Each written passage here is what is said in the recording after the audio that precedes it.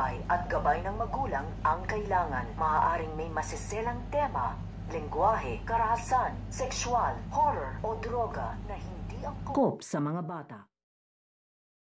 Hindi pa rin makakabalik ito nga si Lucy dito nga sa kanyang katawan dahil nanumbalik nga dito ito nga ang kaluluwa nito nga ni Para dito nga sa kanyang katawan at hindi na nga ito makakabalik at magkakaroon na nga ng malay ito nga si Para at sa pagkakaroon nga ng malay ito nga ni Para ay itutuloy na nga dito nito nga Para ang kanyang paghihiganti dahil ipapakulong na nga niya ng tuluyan ito nga si Lucy at hindi na nga sila papayag na makalaya pa nga ito. So makakaabangan nga natin dito ang paghihiganti nito nga ni Para dito nga kay Lucy upang makulong na nga ito ng panghabang buhay. Yan ang ating mga pakakalutukan at pakakaabangan dito nga lang sa Storyline.